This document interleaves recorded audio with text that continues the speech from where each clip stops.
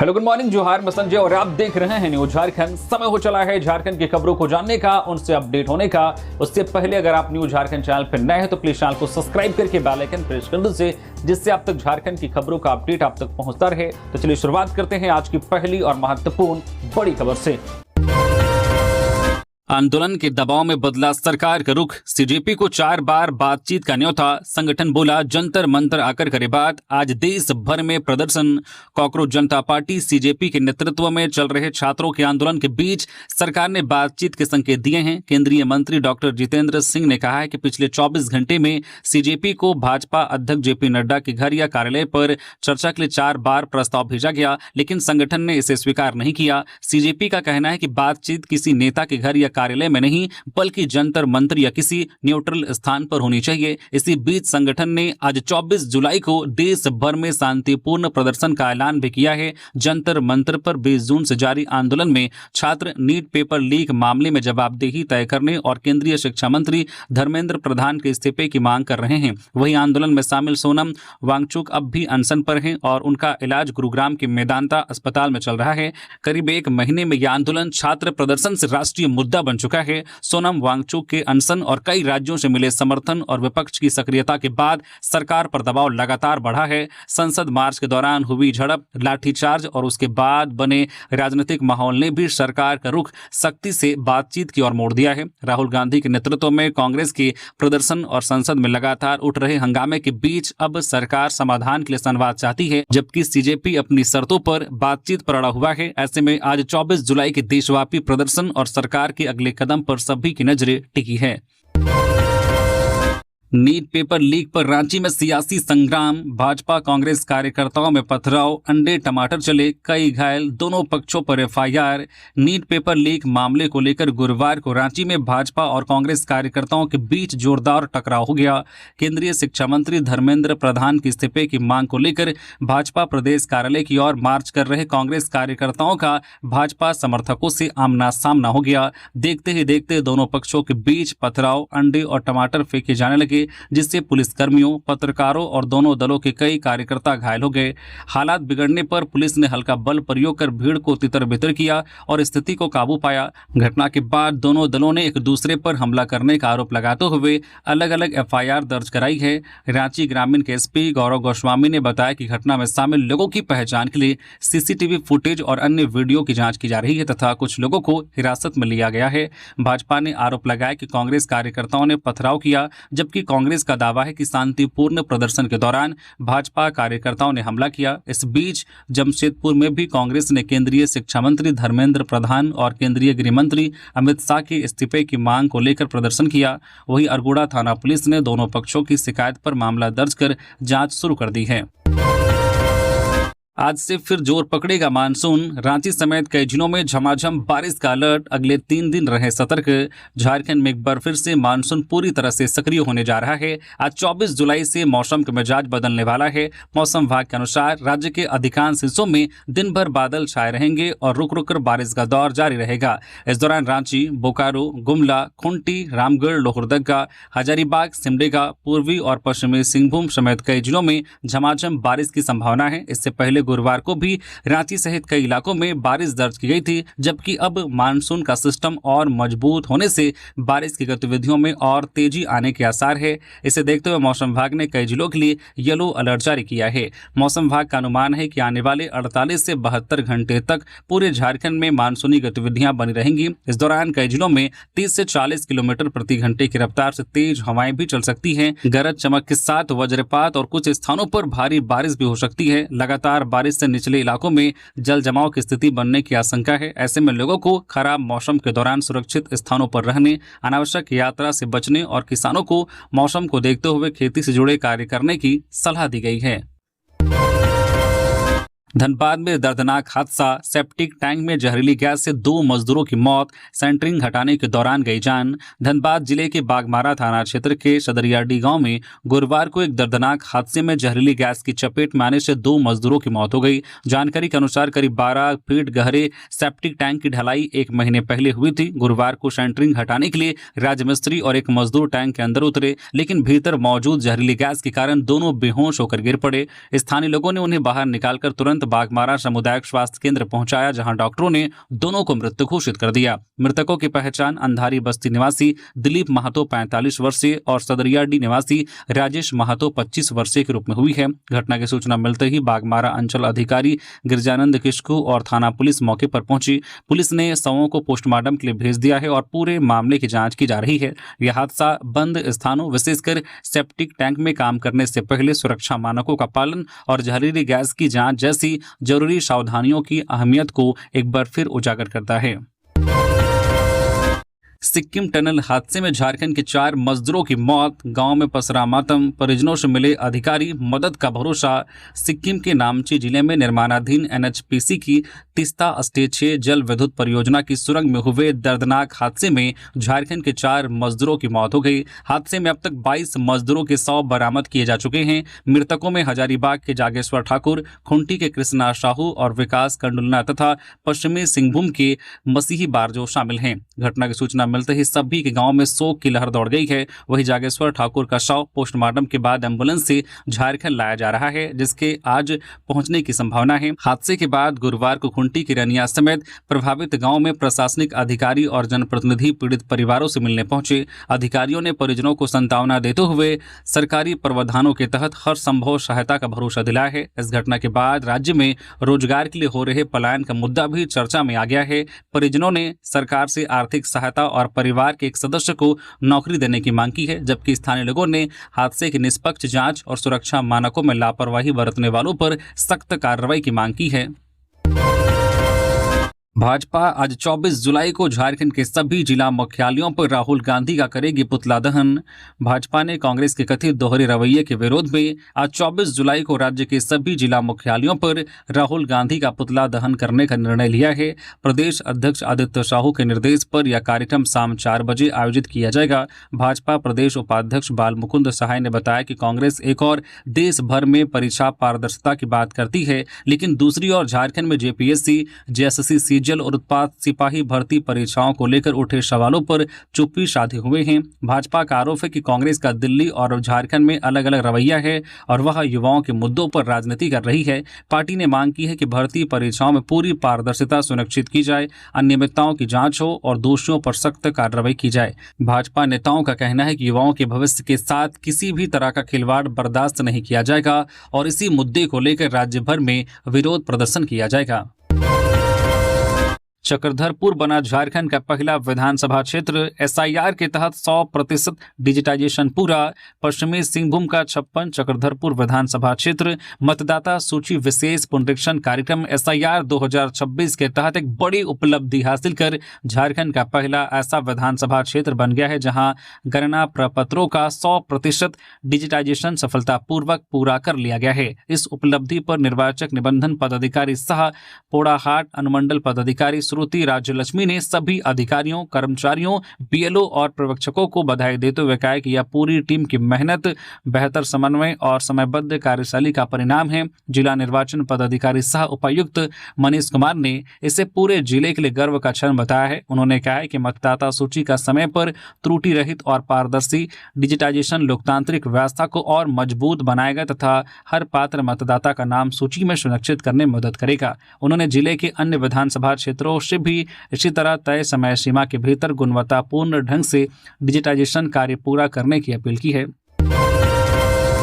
JPSC पूर्व अध्यक्ष के आवास पर सीआईडी की छापेमारी, 14वीं सिविल सेवा परीक्षा के दस्तावेज खंगाले गए। अब तक 5 लोगों की हो चुकी है गिरफ्तारी। झारखंड लोक सेवा आयोग जेपीएससी की 14वीं सिविल सेवा परीक्षा में कथित अनियमितताओं की जांच तेज हो गई है। गुरुवार को सीआईडी की टीम ने झारखंड के पूर्व मुख्य सचिव और जेपीएससी के निवर्तमान अध्यक्ष एल खियांगते के कांके रोड स्थित आवास पर छापेमारी की। पुलिस बल के साथ पहुंची टीम ने परीक्षा से जुड़े महत्वपूर्ण दस्तावेजों और अन्य रिकॉर्ड की गहन जांच की। हालांकि छापेमारी में क्या क्या बरामद हुआ, इसकी आधिकारिक जानकारी अभी सामने नहीं आई है। इस मामले में अब तक 5 लोगों की गिरफ्तारी हो चुकी है और जांच का दायरा लगातार बढ़ता जा रहा है। जेपीएससी की 14वीं सिविल सेवा परीक्षा में धांधली और अनियमितताओं की शिकायतों के बाद सीआईडी ने कांड संख्या 16/2026 दर्ज कर जांच शुरू की है। एजेंसी परीक्षा प्रक्रिया से जुड़े अधिकारियों, कर्मचारियों और अन्य संबंधित लोगों की भूमिका की भी पड़ताल कर रही है। गौरतलब है कि मंगलवार को जेपीएससी कार्यालय में सीआईडी और रांची पुलिस की छापेमारी के बाद एल खियांगते ने अध्यक्ष पद से इस्तीफा दे दिया था, जिसे अगले दिन राज्यपाल ने मंजूर कर लिया। इसके बाद जेपीएससी ने अपनी 9 परीक्षाएं स्थगित करने की घोषणा की थी। गिरिडीह के मोहनपुर में मछली कारोबारी से 2,07,000 की लूट, 5 बदमाश नकदी से भरा बैग छीनकर फरार। गिरिडीह के मोहनपुर में गुरुवार को दिन दहाड़े मछली कारोबारी आफ्ताब रैन से 2,07,000 रुपए की लूट हो गई। जगपतारी निवासी आफ्ताब रैन बस स्टैंड स्थित मछली मंडी से कारोबार खत्म कर घर लौट रहे थे, तभी मोहनपुर फॉरेस्ट ऑफिस के पास 2 बाइक पर सवार 5 अज्ञात बदमाशों ने उनका रास्ता रोक लिया। पीड़ित के अनुसार बदमाशों ने पिस्टल नुमा हथियार दिखाकर नकदी से भरा बैग छीन लिया और पचंबा की ओर फरार हो गए। घटना की सूचना मिलते ही पचंबा थाना पुलिस मौके पर पहुंची और जांच शुरू कर दी। पुलिस आसपास के सीसीटीवी फुटेज खंगाल रही है तथा संभावित ठिकानों पर छापेमारी भी कर रही है। थाना प्रभारी ने बताया कि शुरुआती जांच में बैग छीने जाने की पुष्टि हुई है, हालांकि हथियार के इस्तेमाल की पुष्टि अभी नहीं हुई है। पीड़ित की ओर से लिखित आवेदन मिलने के बाद प्राथमिकी दर्ज कर आगे की कानूनी कार्रवाई की जाएगी। सुरक्षा विवाद के बीच बड़ा फैसला, वित्त मंत्री राधाकृष्ण किशोर के स्कॉट में अब 4 वाहन रहेंगे। झारखंड के वित्त मंत्री राधाकृष्ण किशोर की सुरक्षा व्यवस्था को लेकर चल रहे विवाद के बीच पुलिस मुख्यालय ने बड़ा फैसला लिया है। नए आदेश के अनुसार वित्त मंत्री के स्कॉट में पहले से आवंटित तीनों सरकारी वाहन अगले आदेश तक बने रहेंगे। इसके साथ ही सुरक्षा में तैनात 16 जवानों के लिए कुल 4 वाहन उपलब्ध कराए जाएंगे। वित्त मंत्री ने बताया है कि मुख्यमंत्री हेमंत सोरेन के हस्तक्षेप के बाद उनकी मांग के अनुरूप यह व्यवस्था की गई है। उन्होंने कहा है कि अतिरिक्त वाहन की मांग अपनी सुविधा के लिए नहीं, बल्कि सुरक्षा ड्यूटी पर तैनात जवानों की बेहतर आवाजाही और व्यवस्था सुनिश्चित करने के लिए की गई थी। गौरतलब है कि कुछ दिन पहले सुरक्षा व्यवस्था और सरकारी वाहनों के इस्तेमाल को लेकर विवाद खड़ा हो गया था। वित्त मंत्री ने डीजीपी को पत्र लिखकर सुरक्षा व्यवस्था की समीक्षा की मांग की थी। सरकारी वाहन से जुड़े पत्र सार्वजनिक होने के बाद विरोध जताते हुए अपनी सुरक्षा भी वापस कर दी थी। इसके बाद मामला राजनीतिक और प्रशासनिक स्तर पर चर्चा का विषय बना रहा। अब पुलिस मुख्यालय के नए आदेश के बाद उनकी सुरक्षा व्यवस्था फिर से बहाल कर दी गई है। सरकार का कहना है कि नई व्यवस्था में सुरक्षा में तैनात जवानों को बेहतर सुविधाएं मिलेंगी और वित्त मंत्री की सुरक्षा पहले की तरह सुचारू रूप से जारी रहेगी। जामताड़ा सदर अस्पताल तोड़फोड़ मामले में बीजेपी नेताओं को राहत, गिरफ्तारी पर कोर्ट ने लगाई रोक। जामताड़ा सदर अस्पताल में तोड़फोड़ और सरकारी कार्य में बाधा डालने के मामले में भाजपा जिला अध्यक्ष सुमित सरन समेत 8 नेताओं और कार्यकर्ताओं को बड़ी राहत मिली है। प्रधान जिला एवं सत्र न्यायाधीश राधा कृष्ण की अदालत ने सभी आरोपियों की अग्रिम जमानत याचिका पर सुनवाई करते हुए अगली सुनवाई तक उनकी गिरफ्तारी पर रोक लगा दी है। राहत पाने वालों में सुमित सरन, कमलेश मंडल, कुणाल सिंह, प्रदीप रावत, टिंकू साव, आकाश साव, वार्ड पार्षद बच्चू साव और राज स्वर्णकार शामिल हैं। इनके खिलाफ जामताड़ा थाना में कांड संख्या 126 दर्ज है। यह मामला सदर अस्पताल के उपाधीक्षक डॉक्टर दिनेश कुमार की शिकायत पर दर्ज किया गया था, जिसमें अस्पताल में हंगामा, तोड़फोड़ और सरकारी कामकाज में बाधा डालने का आरोप लगाया गया है। अदालत ने मामले की जांच को देखते हुए पुलिस से केस डायरी भी तलब की है। गौरतलब है कि कुछ दिन पहले इलाज के दौरान एक गर्भवती महिला की मौत के बाद आक्रोशित लोगों ने अस्पताल में जमकर हंगामा किया था। अब मामले की अगली सुनवाई में पुलिस की केस डायरी के आधार पर आगे की कानूनी कार्रवाई तय होगी। पाकुड़ राजग्राम सड़क की बदहाली पर फूटा ग्रामीणों का गुस्सा, प्रशासन की बेरुखी के बीच खुद फावड़ा उठाकर शुरू की मरम्मत।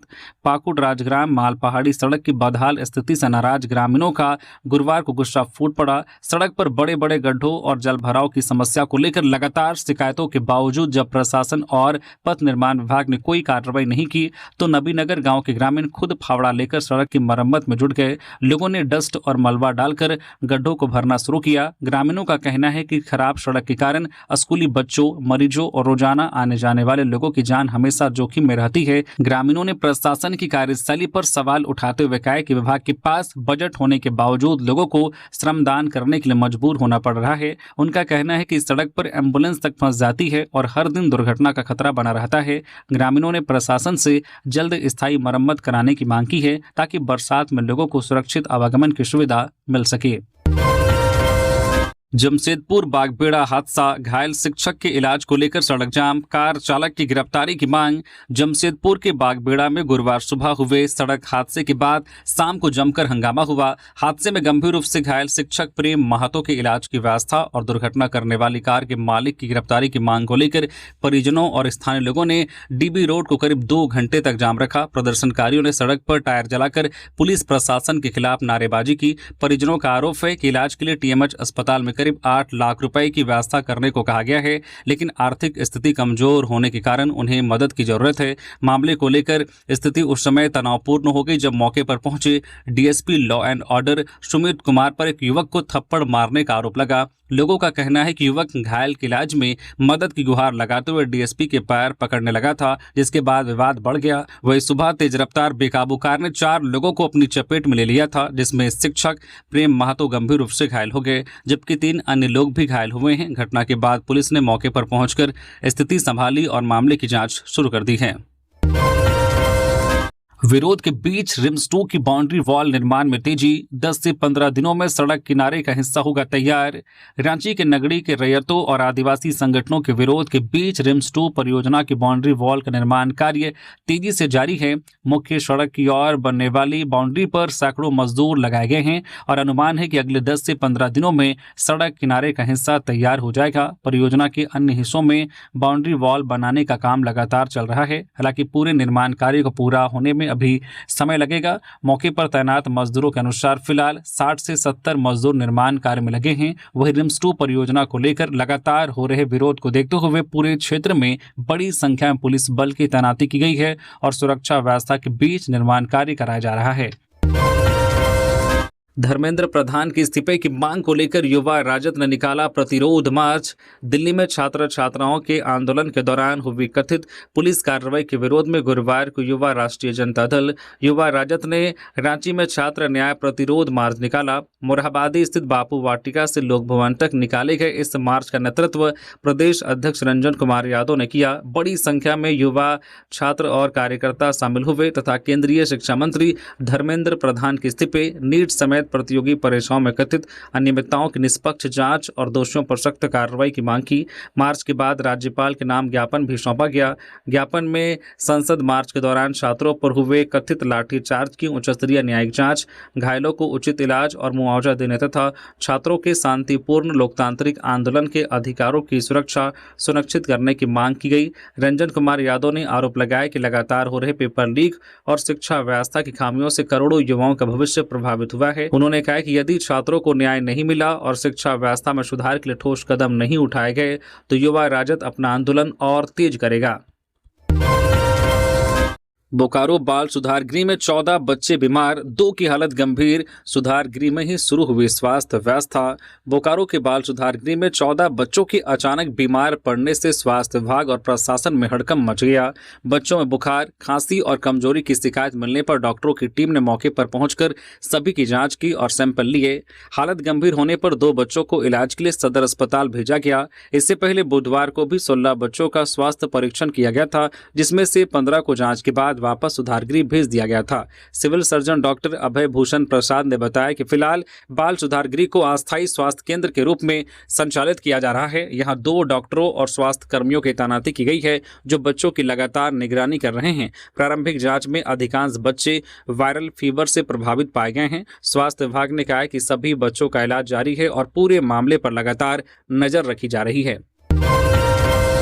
बदहाल सड़क पर बेबस दिखा सिस्टम, साहिबगंज में जेसीबी से बूथ तक पहुंचे अधिकारी। साहिबगंज जिले में बारिश के बाद बदहाल सड़क व्यवस्था की तस्वीर सामने आई है। विशेष गहन पुनरीक्षण एसआईआर कार्य के लिए साहिबगंज के अनुमंडल पदाधिकारी बीडीओ अमर जॉन आइद को, बोरियो प्रखंड विकास पदाधिकारी बीडीओ नागेश्वर साव को जेडके कुम्हारजोरी पंचायत की बूथ संख्या 139 और 148 तक पहुंचने के लिए जेसीबी का सहारा लेना पड़ा। लगातार बारिश से सड़क पूरी तरह से कीचड़ में तब्दील हो गई थी, जिससे सामान्य वाहनों का वहां तक पहुंचना संभव नहीं था। ऐसे में अधिकारियों को जेसीबी पर सवार होकर बूथ तक जाना पड़ा। इस घटना ने इलाके की जर्जर सड़क व्यवस्था पर गंभीर सवाल खड़े कर दिए हैं। ग्रामीणों का कहना है कि जब सरकारी अधिकारी ही सड़क की खराब हालत के कारण जेसीबी में सफर करने को मजबूर हैं, तो किसी बीमार व्यक्ति, गर्भवती महिला या आपातकालीन इलाज को अस्पताल तक कैसे पहुंचाया जाएगा। ऐसी स्थिति में एम्बुलेंस या अन्य जरूरी वाहन गांव तक नहीं पहुंच पाती, जिससे लोगों की जान तक खतरे में पड़ सकती है। ग्रामीणों ने प्रशासन से सड़क का जल्द निर्माण और मरम्मत कराने की मांग की है, ताकि बरसात के मौसम में भी लोगों को आवागमन और स्वास्थ्य सेवाओं में परेशानी का सामना न करना पड़े।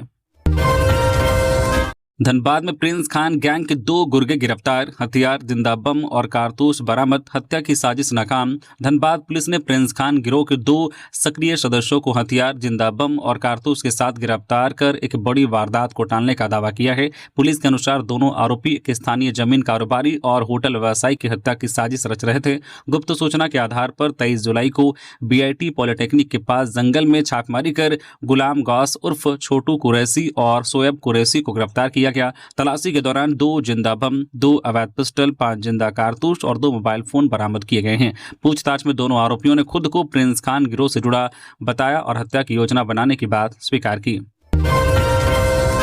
पलामू में नकली शराब फैक्ट्री का भांडाफोड़, 13 पेटी शराब, 250 लीटर स्प्रिट और हजारों फर्जी स्टिकर बरामद। पलामू पुलिस ने पांकी थाना क्षेत्र के जीरो टोला बादमरी में बड़ी कार्रवाई करते हुए नकली अंग्रेजी शराब बनाने और बेचने वाले अड्डे का भांडाफोड़ किया है। गुप्त सूचना के आधार पर की गई छापेमारी में एक बंद दुकान से 13 पेटी अवैध अंग्रेजी शराब, 250 लीटर स्प्रिट, विभिन्न ब्रांड के रैपर, झारखंड सरकार के लोगो वाले 1940 फर्जी स्टिकर, 1530 खाली शीशे की बोतलें और शराब तैयार करने में इस्तेमाल होने वाली अन्य सामग्री बरामद की गई। पुलिस ने सभी सामान जब्त कर पांकी थाना में मामला दर्ज कर जांच शुरू कर दी है। पुलिस अधीक्षक कपिल चौधरी के निर्देश पर गठित विशेष टीम ने यह कार्रवाई की। शुरुआती जांच में सामने आया है कि यह नकली शराब तैयार कर उसे नामी ब्रांड की पैकिंग में भरकर बाजार में खपाने की तैयारी थी। पुलिस अब इस अवैध कारोबार से जुड़े पूरे नेटवर्क की पड़ताल कर रही है और इसमें शामिल अन्य आरोपियों की तलाश में जुटी है। सीएम को डूरंड कप का मुख्य अतिथि बनने का निमंत्रण, मुख्यमंत्री हेमंत सोरेन से गुरुवार को पर्यटन, कला, संस्कृति, खेलकूद एवं युवा कार्य विभाग के सचिव मुकेश कुमार, खेल निदेशक Chhavi Ranjan, general officer commanding 23 IBG major general Sajjan Singh Maan, Durand cup के नोडल अधिकारी कर्नल हेम चंद्रा तथा सहायक नोडल अधिकारी मेजर आनंद प्रकाश ने कांके रोड स्थित मुख्यमंत्री आवासीय कार्यालय में शिष्टाचार मुलाकात की। इस दौरान अधिकारियों ने मुख्यमंत्री हेमंत सोरेन को रांची में 26 जुलाई से आयोजित होने वाले 135वें संस्करण डूरंड कप 2026 के उद्घाटन समारोह एवं उद्घाटन मैच में मुख्य अतिथि के रूप में सम्मिलित होने का आमंत्रण दिया। झारखंड स्टेट बार काउंसिल में बढ़ी सीटें, अब 25 नहीं 32 सदस्य होंगे। झारखंड स्टेट बार काउंसिल के गठन को लेकर bar council of India BCI ने बड़ा फैसला लिया है। बीसीआई ने परिषद के सदस्यों की संख्या 25 से बढ़ाकर 32 करने का आदेश जारी किया है। नई व्यवस्था के तहत 25 पुरुष और 7 महिला अधिवक्ता सदस्य होंगे। सुप्रीम कोर्ट में हुई सुनवाई के बाद लिए गए इस फैसले के कारण हाल ही में हुए बार काउंसिल चुनाव के परिणामों में भी बदलाव होगा। हालांकि अतिरिक्त सीटों के लिए अलग से चुनाव नहीं कराया जाएगा, बल्कि पहले से हुई मतगणना के आधार पर ही चयन होगा। बार काउंसिल चुनाव के chief returning officer justice Ambujnath ने बताया कि बीसीआई के निर्देश के अनुसार 9 अतिरिक्त सदस्यों का चयन किया जाएगा, जिसमें 7 पुरुष और 2 महिला अधिवक्ता शामिल होंगी। चयन की प्रक्रिया शुरू कर दी गई है और सभी औपचारिकताएं पूरी होने के बाद नए सदस्यों के नामों की आधिकारिक घोषणा की जाएगी। इससे परिषद में अधिवक्ताओं का प्रतिनिधित्व और महिला भागीदारी दोनों बढ़ेगी। रांची सदर अस्पताल का औचक निरीक्षण, मरीजों से मिले डीसी, स्वास्थ्य सुविधाएं और बेहतर करने के दिए निर्देश। रांची के उपायुक्त मंजुनाथ भजंत्री ने गुरुवार को सदर अस्पताल का औचक निरीक्षण कर स्वास्थ्य सेवाओं का जायजा लिया। इस दौरान उन्होंने CT scan, MRI, pathology, OPD, शिशु वार्ड और ऑर्थोपेडिक वार्ड समेत कई विभिन्न वार्डों का निरीक्षण किया। डीसी ने अस्पताल में भर्ती मरीजों और उनके परिजनों से बातचीत कर इलाज की गुणवत्ता की जानकारी ली। कई मरीजों ने कम खर्च में बेहतर इलाज और समय पर दवाएं मिलने मिलने पर संतोष जताया। वहीं डीसी ने डॉक्टरों और अस्पताल प्रबंधन को स्वास्थ्य सेवाओं को और बेहतर बनाने के निर्देश दिए। निरीक्षण के दौरान डीसी ने अभिभावकों से छोटे बच्चों को मोबाइल से दूर रखने की अपील करते हुए कहा कि अधिक स्क्रीन टाइम उनके शारीरिक और मानसिक विकास पर प्रतिकूल असर डालता है। उन्होंने बताया कि सदर अस्पताल में फिलहाल 128 स्लाइस सीटी स्कैन, एमआरआई, 24 घंटे ultrasound, digital X-ray, dialysis, tele ICU, ECG, neuro और प्लास्टिक सर्जरी जैसी आधुनिक सुविधाएं उपलब्ध है। साथ ही आने वाले समय में cath lab, PET scan, bone marrow transplant, super speciality सेवाएं और रोबोटिक सर्जरी शुरू करने की तैयारी चल रही है। 14 वर्षीय किशोर की नशा मुक्ति केंद्र में संदिग्ध मौत, परिजनों ने मारपीट का लगाया आरोप। देवघर के जसीडीह थाना क्षेत्र स्थित डाबर ग्राम पुलिस लाइन के पास बीएड कॉलेज के सामने संचालित एक नशा मुक्ति केंद्र में 14 वर्षीय किशोर की संदिग्ध परिस्थितियों में मौत हो गई। मृतक नगर थाना क्षेत्र के झोसागढ़ी का रहने वाला था। परिजनों के अनुसार किशोर को नशे की लत से छुटकारा दिलाने के लिए 4-5 दिन पहले ही देवघर रुद्रा फाउंडेशन के तहत संचालित इस नशा मुक्ति केंद्र में भर्ती कराया गया था। गुरुवार को उसकी मौत की सूचना मिलते ही परिवार के लोग केंद्र पहुंचे और जमकर हंगामा किया। घटना के बाद पूरे इलाके में सनसनी फैल गई। परिजनों ने नशा मुक्ति केंद्र के संचालकों और कर्मचारियों पर गंभीर आरोप लगाते हुए कहा कि किशोर की बेरहमी से पिटाई की गई, जिसके कारण उसकी मौत हुई। उनका दावा है कि मृतक की पीठ और शरीर के पिछले हिस्से पर चोट और लाल निशान मौजूद थे। सूचना मिलने पर जसीडीह थाना पुलिस मौके पर पहुंची, परिजनों को शांत कराया और शव को कब्जे में लेकर पंचनामा की प्रक्रिया पूरी की। पुलिस केंद्र के कर्मचारी से पूछताछ कर रही है और पूरे मामले की जांच शुरू कर दी गई है। फिलहाल मौत के वास्तविक कारणों की पुष्टि पोस्टमार्टम रिपोर्ट और पुलिस जांच के बाद ही हो सकेगी। नगर निगम ने 12 भवन मालिकों को थमाया नोटिस, बिना नक्शा निर्माण और अवैध कॉमर्शियल उपयोग पर होगी सीलिंग। रांची नगर निगम ने गुरुवार को शहर में अतिक्रमण और अवैध निर्माण के खिलाफ अभियान चलाते हुए 12 भवन मालिकों को नोटिस जारी किया है। निगम ने स्पष्ट किया है कि बिना स्वीकृत नक्शे के निर्माण, भवनों के अवैध व्यावसायिक उपयोग और नियमों के उल्लंघन पर संबंधित भवनों को सील किया जाएगा। साथ ही झारखंड नगर पालिका अधिनियम 2011 और भवन उपविधि 2016 के तहत कानूनी कार्रवाई भी की जाएगी। अभियान के दौरान कचहरी चौक, न्यू मार्केट, फिरायलाल, अरगोड़ा चौक और डिबडी पुल तक सड़क व फुटपाथ पर किए गए अतिक्रमण हटाए गए। अवैध दुकानें, टेबल, बेंच और अन्य सामान जब्त किए गए। निगम ने कहा कि शहर में यातायात व्यवस्था सुधारने और आम लोगों को सुगम आवागमन उपलब्ध कराने के लिए यह अभियान आगे भी लगातार जारी रहेगा। झारखंड आंदोलनकारी मंच ने छात्र आंदोलन का किया समर्थन, छात्रों पर कार्रवाई का किया विरोध। पेपर लीक और प्रतियोगी परीक्षाओं में कथित अनियमितताओं के खिलाफ चल रहे छात्र युवा आंदोलन को झारखंड आंदोलनकारी अधिकार मंच का समर्थन मिल गया है। धुरवा में हुई आपात बैठक के बाद मंच ने कहा कि वह छात्रों की लड़ाई के साथ मजबूती से खड़ा है। मंच ने संसद मार्च के दौरान छात्रों पर हुए लाठीचार्ज और टीयर गैस के इस्तेमाल की निंदा करते हुए घायल झारखंड की छात्रा साक्षी के बेहतर इलाज, दोषियों पर कार्रवाई और 50 लाख रुपए मुआवजे की मांग की है। साथ ही केंद्र सरकार से छात्रों की मांगों पर जल्द समाधान निकालने की अपील की है। बैठक में मंच के नेताओं ने कहा कि छात्रों की मांगों की लगातार अनदेखी से हालात और गंभीर हो सकते हैं। उन्होंने सोनम वांगचुक और छात्र नेताओं से जल्द वार्ता की मांग की है तथा झारखंड सरकार से घायल छात्रा साक्षी के इलाज की निगरानी करने की अपील की है। बैठक में कई आंदोलनकारी नेताओं ने हिस्सा लिया और छात्र युवा आंदोलन में सक्रिय रूप से शामिल होने का निर्णय लिया। झारखंड में शुरू होगा फिल्म एंड टेलीविजन इंस्टीट्यूट, सूचना भवन से मिलेगी प्रोफेशनल ट्रेनिंग।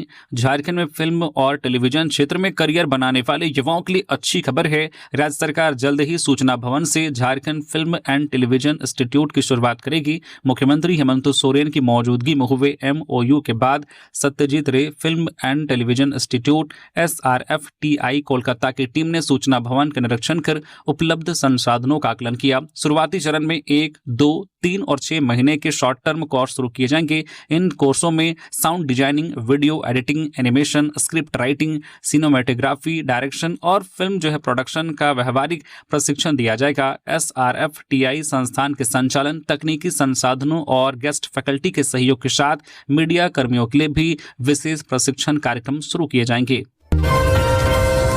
5 अगस्त की ड्राफ्ट मतदाता सूची में नाम शामिल कराने के लिए जल्द भरे इन्यूमरेशन फॉर्म के रवि कुमार। मुख्य निर्वाचन पदाधिकारी के रवि कुमार ने राज्य के सभी मतदाताओं से अपील की है कि वे जल्द से जल्द इन्यूमरेशन फॉर्म भरकर अपने बीएलओ के पास जमा करें। उन्होंने बताया कि यह प्रक्रिया विशेष गहन पुनरीक्षण SIR कार्यक्रम का अहम हिस्सा है। वर्तमान मतदाता सूची में शामिल सभी मतदाताओं के लिए बीएलओ के माध्यम से फॉर्म उपलब्ध कराए गए हैं। जिन लोगों को फॉर्म नहीं मिला है या फॉर्म खराब हो गया है वे अपने संबंधित बीएलओ से नया फॉर्म प्राप्त कर सकते हैं। इसके अलावा ERO, AERO और जिला निर्वाचन कार्यालय में भी फॉर्म उपलब्ध है। मतदाता ECI नेट ऐप के जरिए ऑनलाइन फॉर्म भी भर सकते हैं। कि रवि कुमार ने स्पष्ट किया है कि इन्यूमरेशन फॉर्म को हस्ताक्षर के साथ जमा करना अनिवार्य है। जो मतदाता यह प्रक्रिया पूरी नहीं करेंगे उनका नाम वापस प्राप्त नहीं होने वाले इन्यूमरेशन फॉर्म की सूची में दर्ज किया जाएगा और 5 अगस्त को प्रकाशित होने वाली ड्राफ्ट मतदाता सूची में उनका नाम शामिल नहीं हो पाएगा। उन्होंने सभी मतदाताओं से समय पर फॉर्म जमा करने और ऑनलाइन आवेदन करने वाले लोगों से इसकी जानकारी अपने बीएलओ को देने की अपील की है ताकि उनका नाम मतदाता सूची में सुरक्षित रह सके। कुंटी पुलिस की बड़ी कार्रवाई, अंतर जिला चोर गिरोह के 4 सदस्य गिरफ्तार, चोरी का सामान बरामद।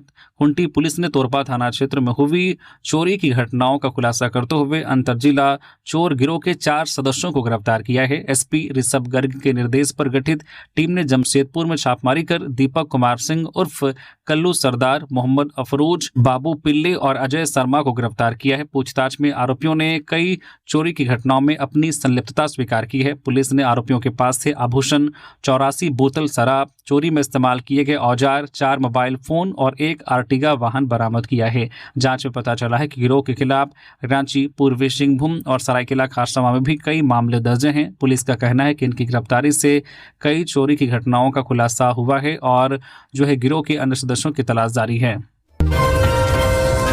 गिरिडीह में जीजा ने की साले की हत्या, शादी की जिद से परेशान होकर वारदात को दिया अंजाम, जंगल से मिला कंकाल। गिरिडीह पुलिस ने 20 जून से लापता युवक शंकर कुमार सिंह उर्फ बिट्टू सिंह की हत्या का खुलासा कर दिया है। पुलिस ने मामले में मृतक के जीजा चंदन कुमार भोक्ता को गिरफ्तार किया है। आरोपी की निशानदेही पर धनबाद के टुंडी थाना क्षेत्र स्थित बसाहा जंगल से शंकर का मानव कंकाल, हत्या में इस्तेमाल गमछा, कपड़े, चप्पल, चाकू और आरोपी का मोबाइल बरामद किया गया है। पुलिस के अनुसार शंकर के पिता ने पीरटांड थाने में उसके लापता होने की शिकायत दर्ज कराई थी, जिसके बाद SP के निर्देश पर SIT गठित कर जांच शुरू की गई।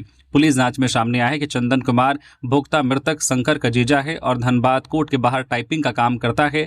चंदन के संपर्क में रहने वाली सोनिया नाम की महिला से शंकर की पहचान हुई और दोनों के बीच बातचीत बढ़ गई। शंकर उस महिला से शादी करने की जिद कर रहा था, जबकि महिला पहले से शादीशुदा और 3 बच्चों की मां थी।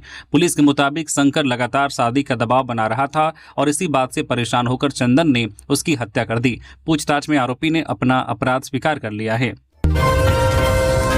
विनीत तिवारी हत्याकांड में दूसरी गिरफ्तारी, झांसी से दबोचा गया आरोपी। मुख्य आरोपी प्रदीप तिवारी समेत 3 अब भी फरार।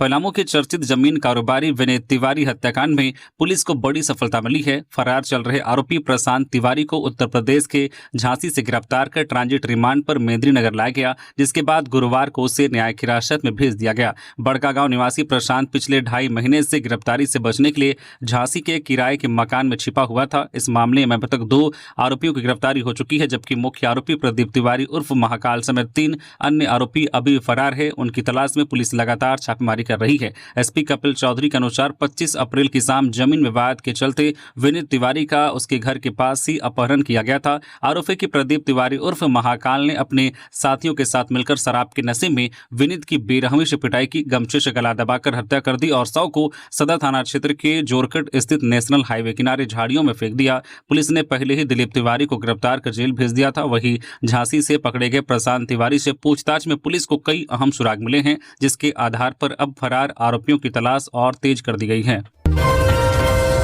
लातेहार में PLFI के लिए लेवी वसूलने पहुंचे 2 अपराधी गिरफ्तार, लोडेड पिस्तौल, कारतूस और चोरी की बाइक बरामद।